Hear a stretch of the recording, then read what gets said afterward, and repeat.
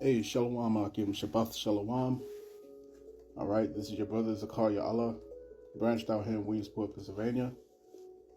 Coming with another lesson through the Spirit, and the Lord willing this be edifying to the Lord's elect. All right, and before I get started, I want to give all praise, honor, and glory unto Yahawah Bahashem Yahawashi, Bahashem Yahawadah. Double honors unto the apostles and the elders of Great Millstone, of whom I've grown in this truth under. Shalom to the Akim out there that's pushing the truth, that's laboring in the word, and that's pushing the gospel of the great kingdom that's going to come. Shalom to the Akwah that's listening in, as remaining true to the faith and remaining faithful and submissive to their husbands and guiding their children.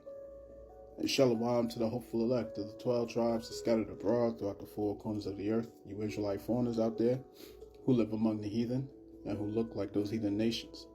But your lineage goes back to the progenitors of the 12 tribes of the nation of Israel through the line of your fathers. I want to say peace and blessings to you all, Barakatham. All right. And, this is a particular video that I have, that I've been sitting on this video for, I want to say about a couple weeks now, a week and a half perhaps. And, just wanted to find the right time to jump into this video. You know what I'm saying? The the lady that you're looking at before you, as you'll see, she's got a question for you brothers out there, you know what I'm saying? Of course I'm gonna be very facetious with this, you know what I'm saying? I'm gonna have a bit of fun, you know what I'm saying? Because as you'll see, you brothers out there, as you'll see, at first glance, you know what I'm saying, I was very pissed off, you know what I'm saying, of course. But after sitting on it for a little while, you know what I'm saying, I'm able to, dive into this subject matter with a lot more calmer, a much more calmer demeanor, you know what I'm saying, just being fair and balanced with this thing, you know what I'm saying? But without further ado, you know what I'm saying, I just want to let you listen to what she's got to say. All right? I have a question. What is going on with the men in 2025? I'm a 30-something single woman here in America, and every time I step out on the scene to simply enjoy the soft air that I've afforded myself, it seems like guys just ain't guying right now. What's going on? I mean, y'all are not being friendly, chivalrous, cordial, or even kind. So I have a serious question. Do y'all just not like women anymore? Y'all don't even approach women anymore? Y'all don't attach manhood to being a protector and a provider anymore? Like, I'm really confused. Y'all are misrepresenting y'all mamas in the worst way. Like, who raised you? It seems to be a growing epidemic in the lives of single women that I know everywhere. I mean, between the 50-50 combos, the balloon pop games, the social media arguments, the podcasts, the music, the cheating culture. I mean, do I really need to go on? I just need to know from the single men over 30, does love even matter anymore? And don't tell me it's because the women only want the money. Because women are making their own money these days. At this point in time, let's consider the facts. And stop saying women got their own money now and don't need you.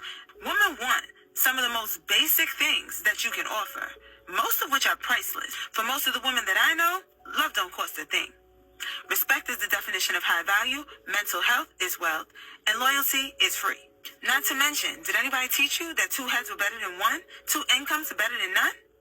Two parents trying to raise a family? Two people trying to build a home? I mean, from the bottom of my heart, where is the love?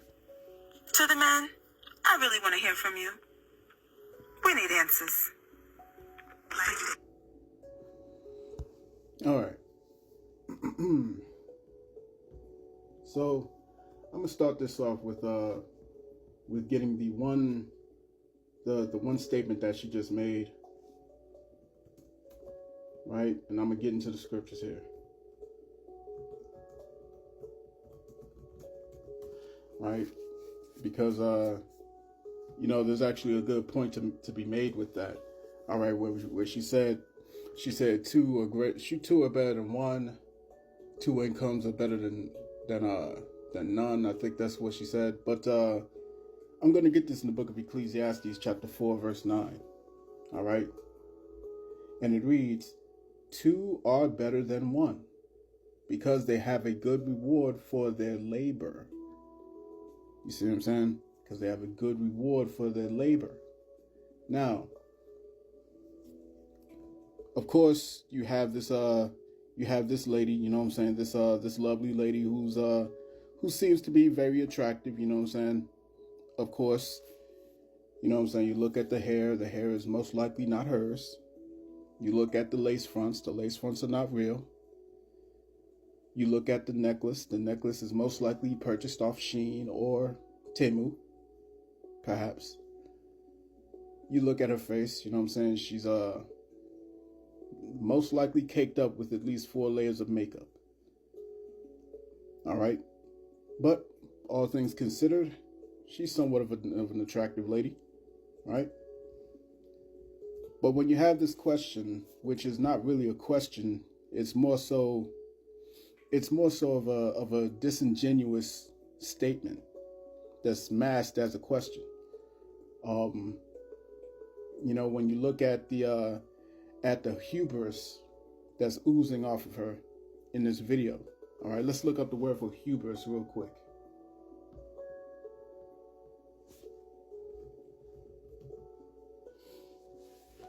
All right, hubris. The definition for hubris is overbearing pride or presumption, arrogance, excessive pride, presumption, or arrogance. Okay, so that's pretty much what it is. Excessive pride, arrogance. All right, that's overbearing, man. All right, I don't need to know this lady to know that she would not make for a proper wife. I don't know this lady, and I don't need to know her. All right, you brothers out there, you already see what it is. You know what I'm saying? When if you're not one of these simps out here, you know what I'm saying, who worship the woman and so on and so forth. All right, you can clearly see through this mask. All right, this hubris that hides behind a smile. All right, but to answer your question, lady, pretty much, and to all you other women out there who may be stuck in a conundrum where you're thinking, hey, men aren't approaching anymore, men aren't trying anymore, men don't do this, don't do that. You see what I'm saying? All right, it's just as Dave Chappelle said many years ago. He said, chivalry is dead and women killed it. Right? Chivalry is dead and women killed it. You see what I'm saying? Now, to a woman who is entitled, a woman who doesn't have the ability to self-reflect, you know what I'm saying, who doesn't have the proper insight, you know, she's going to take that statement and she's going to project it. She's going to dodge accountability, as we call it. You see what I'm saying? But yes, chivalry is dead and women have killed it. All right, men are not approaching anymore in this post Me Too era. In this era of I'm strong and independent, I don't need a man, as she just mentioned. She just mentioned that women are making their own money. All right, that they don't need men. You see what I'm saying? That's all a part of the, shall I say, the climate that we're in. All right, that's a part of the climate that we're in. Esau has put you in this position, either you want to admit that or not. All right, let me get this precept real quick. And ultimately, I'm gonna correct myself. Ultimately, this is the Most High who put you in this position. You see what I'm saying? And I'm going to show you that it's not for your good, as you may think it is. Right?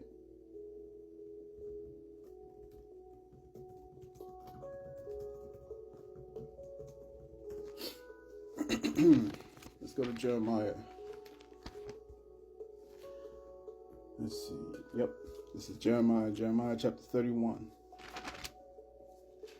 Come. Jeremiah 31 and verse 22, it reads, how long wilt thou go about, O thou backsliding daughter? For the Lord hath created a new thing. The Lord hath created a new thing in the earth. It says, a woman shall compass a man. All right, a woman shall compass a man. And that's exactly what you see all around you. A woman has compassed a man.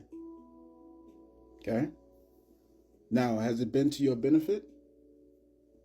As we can see what's going on in the quote-unquote black community, has it been to your benefit? Has it been to the benefit of the family? Has it been to the benefit of your children? You see what I'm saying? Has it been to the benefit? All right, if you be very honest with yourselves, you all know the answer to that. You know the answer to that. All right, where a woman leads the household, where a woman is given these lofty positions, and they're able to be judges, and they're able to be lawyers, and they're able to be nurses and doctors, and so on and so forth, and make all this money. You know what I'm saying? I know in my own experience. All right. You know what I'm saying? When you have a woman who chases her career and puts off marriage and puts off relationship and puts off family, you know what I'm saying? And she finally gets her career, and she has she's making all the money that she's ever wanted to make. And yet she's the most lonely. She's the least fulfilled. She's the most vulnerable. And then it comes to the point where in this upper age that she may find herself in, she realizes that she was led down this wrong path. She was led down the wrong path, man, where there's no men. All right, no men, no one around to protect her, no one around to care for her, no one around. You see what I'm saying? Let me get this in Micah.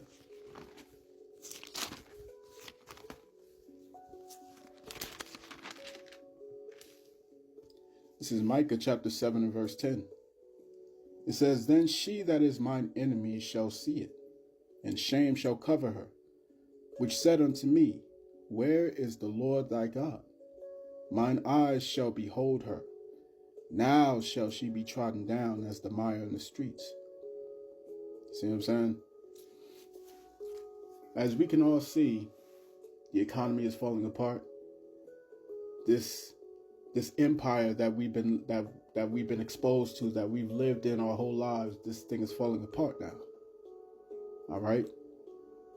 Everywhere you see on TikTok, women are jumping on the screens and they're talking about it's hard to live, it's hard to pay bills, it's hard to do this, what about my kids, this and that. You see what I'm saying?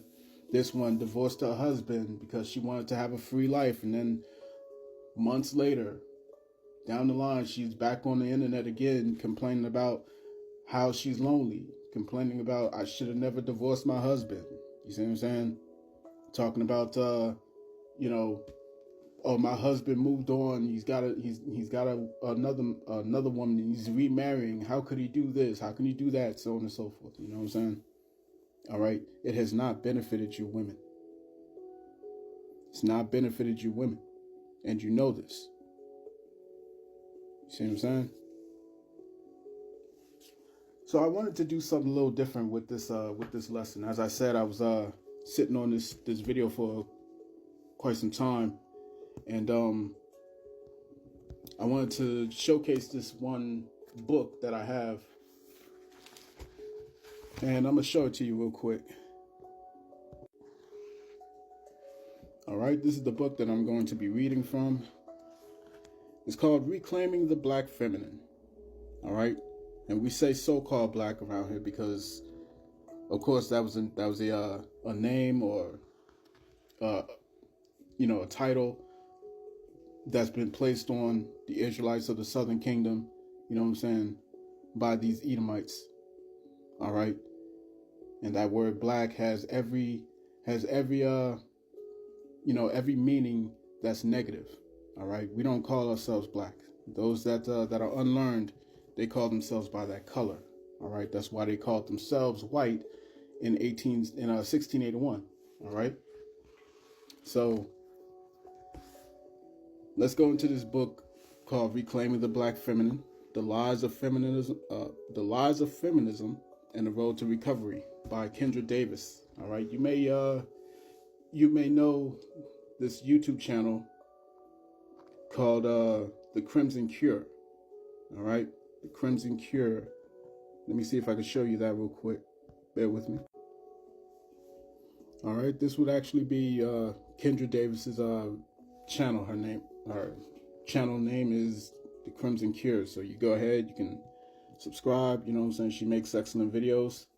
All right, and I'm going to read this book of hers. As you can see right there, it's also in her shop. But let's go back to it. Bear with me. All right, so this is a little bit from the book here. I'm going to read this from page 152. All right, second paragraph.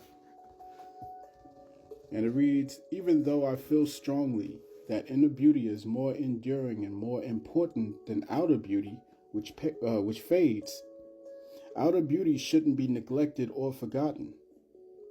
All right, outer beauty shouldn't be neglected or forgotten. We should be absolutely gorgeous on the outside as well. That beauty may differ from one woman to the next, but we should attempt to be stunning as often as possible. This means maintaining good health, including our weight, eating habits, our hair, nails, skin, teeth, etc. We should be paying attention to our exterior selves, as that is the first thing anyone sees, and many judgments, both favorable and not, are made simply upon physical characteristics. We should make every effort to be clean, hygienic. Our bodies should always smell and be fresh, clean, and inviting. Our homes and other environments that we influence must also be clean, fresh, and inviting. This process is part of the beauty we have, and we are able to share with everyone else. Women are prized for having and exuding a beautiful, gentle, and kind demeanor. So we should allow this aspect of our power to benefit us to its highest degree. Last but certainly not least, on our list of feminine power is our sexuality. When used purposefully, tastefully, and righteously, our sexuality is potent, intoxicating, and highly influential. We can change the mood of a room and the minds of men with only the promise of our intimate attention, if we've got it like that. Our sexuality can be as loud as the roar of a lioness in the plains, or as subtle as the scent of magnolia wafting in the summer breeze. It can bring a nation to its knees when used irresponsibly, or it can help lift that same nation to great heights if the women have virtue. When paired with these other wonderful feminine traits, our sexuality really does empower us. It makes us human beings with sexual needs and desires, instead of objects here to serve the needs and desires of others and nothing more. When we have our femininity intact, our sexuality ceases being taboo and a thing to be shunned. On the other hand, it doesn't become a thing to be celebrated either, but simply something that is. Events such as the infamous slut walk appear to be intended to remove the taboo from women's sexuality, but because it ignores femininity as a whole, the event only serves to make a mockery of women. So, just to give you a quick answer to your question, ma'am, the reason men don't approach women anymore is because they don't have femininity anymore. You women have lost that. You women have lost your femininity. You have lost what it means to actually be a woman. You see what I'm saying? You've taken on this pseudo role of being masculine. All right? And those that are masculine by nature do not look for masculine that is portrayed. You see what I'm saying? They look for femininity. They don't look for masculinity. And that's the thing that women today, specifically you so-called black women, all right? You have lost that, all right? You have lost the ability to be feminine, to be soft, to be cordial, all right? To be to be demure, to be peaceful, kind, soft, sweet. You see what I'm saying? You lost all these things, man. All right? Now these traits can still be found amongst the northern tribes. You know what I'm saying? Although the more they follow the women of the southern tribes, because of course the kingdom, the tribe of Judah is the head tribe, and that tribe affects all the other tribes. You see what I'm saying? So the more they continue to follow Keisha in her footsteps, they continue to fall down the same path. You see what I'm saying? But like I said, those traits can still be found in the northern kingdom. All right?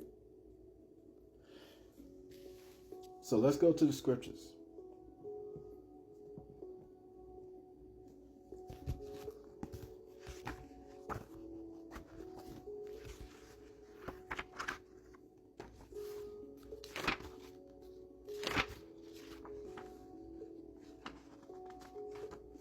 All right, let's get this in the book of Sirach.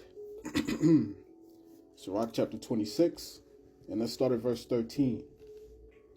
It says, "The grace of a wife delighteth her husband, and her discretion will fatten his bones. A silent and loving woman is a gift of the Lord. A silent and loving woman is a gift of the Lord, and there is nothing much worth as a mind well instructed. A shamefaced and fearful woman is a double grace, and her continent mind cannot be valued. As the sun when it ariseth in the high heaven, so is the beauty of a good wife in the ordering of her house. As the clear light is upon the holy candlestick, so is the beauty of the face in ripe age. As the golden pillars are upon the sockets of silver, so are the fair feet with a constant heart." All right? Let me get that in the GNT. Okay, to drive this thing home. It says, "A gracious wife is her husband's delight. Her abilities make him a stronger man." Her abilities make him a stronger man. When you see the so-called black woman today, just being real with it. You see what I'm saying? When you see the so-called black woman today, you women be honest with yourselves. Is her abilities, the things that she's utilizing, all right, is it making the man better, stronger, or is it making him weaker? Look at how they're treating their sons. You see? Look at how they're treating the men in their lives. Look at how they're raising their daughters. You see what I'm saying? And this has been a problem. So when you ask this question, it's lacking introspection. You see what I'm saying? It's lacking insight. It's lacking the ability to look inward when you ask a question like this in the way that you ask it. You see what I'm saying? Because you're not asking the question. You're simply exerting your own thoughts, all right, and your own perspectives instead of getting the perspectives of the other side. You see what I'm saying? This is why, you have many individuals like such as Shahrazad Ali, who came out and said, "Hey, man, most women tend to not age mentally past the age of 14. They tend not to mature past the age of 14 mentally." You see what I'm saying? Why is that? It's because they've been given this position where they can be You know what I'm saying? They can be entitled. All right. As a matter of fact, let me see here.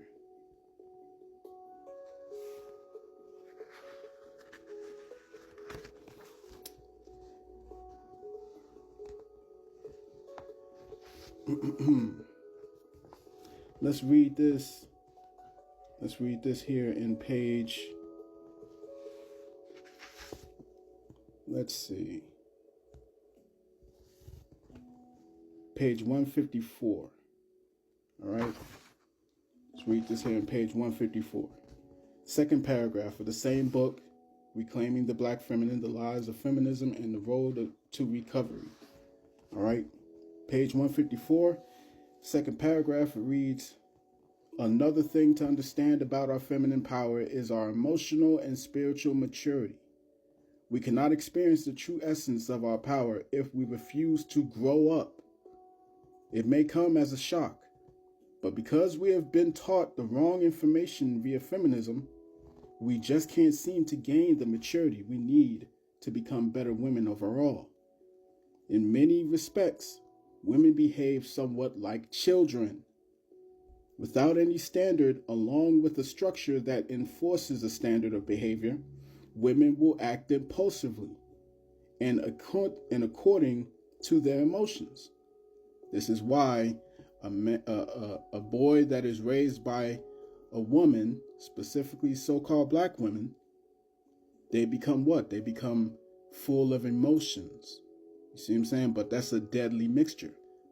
Because when you have a young man who's been raised in his emotions, raised to operate in his emotions and dwell within his emotions, what happens when the testosterone comes into him? What happens when he becomes full of testosterone? He becomes full of strength, and his body is growing. But his mind is the mind of a woman. You see what I'm saying? That's what you have, what we call as YNs, these young niggas today. You see what I'm saying? Where they fly off at the drop of a dime, bam, and I'm gonna get a gun and I'm gonna take you out. You see what I'm saying? Because they can't process their emotions. Women cannot raise sons to be men. Only a man can raise a son to be a man. You see what I'm saying? Let me read that again. It says, without any standard along with a structure that enforces a standard of behavior, women will act impulsively and according to their emotions. See? Continues. It says, the initial reaction to a statement like that is for any adult woman to balk heavily at such a preposterous idea. There's no way that women as a collective and blanket statement act in any way like children. However, after you go through your initial outrage, think about how true it is. The only reason we dislike the assertion is because we associate, quote unquote, acting like a child with emotional immaturity, which is exactly my point. Many women are emotionally immature because we've been taught that our wants, our needs, desires, and requests need to be honored at nearly all costs. We've even been taught that when we don't get our way, we can throw our own unique version of a tantrum and somehow someone will give us what we want. As little girls, we're taught we can hit boys and not expect any retaliation. We can cry and be catered and coddled, and all manner of things that produce not only an immature woman, but a spoiled child in an adult's body. You see? Continues on, it says, if we continue to be told by family, by friends, and society that because we are women, we should be treated more special or more delicately, then we can develop a sense of entitlement based on gender. And that's where emotional growth tends to stop. If there's no cultural requirement for women to grow up or be held to the same standard of accountability as everyone else, there is no need or reason for her to do so. This immaturity is the same as a spoiled child who is never effectively corrected. As long as the child continues to ultimately receive what they want, even if they are acting out, there's no incentive for the child to amend their behavior. Okay? So this is the reason why men have stopped approaching you women. The reason why is because you lack accountability, you lack the maturity of an adult. And that's the real tough truth about it. That's the real greasy, man. And you gotta take that. You gotta take that, you gotta swallow it, and you gotta make the changes that you need to. You see what I'm saying? Because remember, judgment is coming. And 2/3 of Israel are going to be destroyed, man. And the majority of the 2/3 are women. Let me get this here.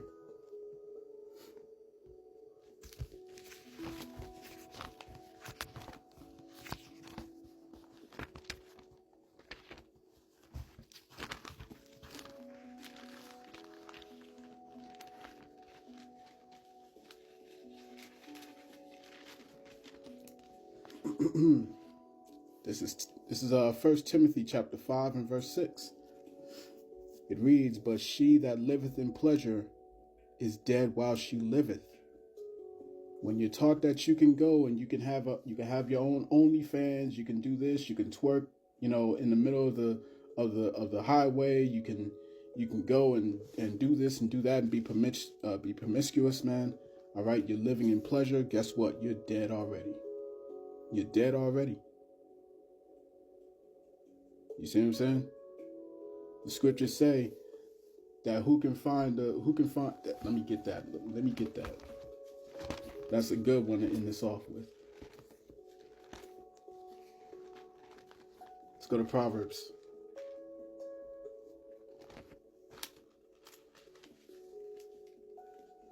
Proverbs chapter 31 and verse 10. It reads, "Who can find a virtuous woman? For her price is far above rubies.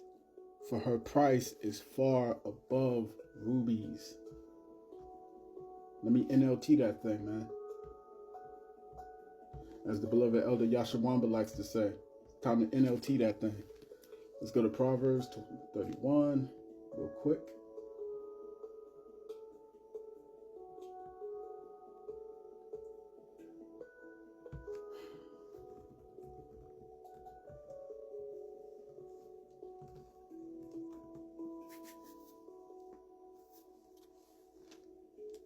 This is Proverbs chapter 31 and verse 10 in the NLT. It says, "Who can find a virtuous and capable wife?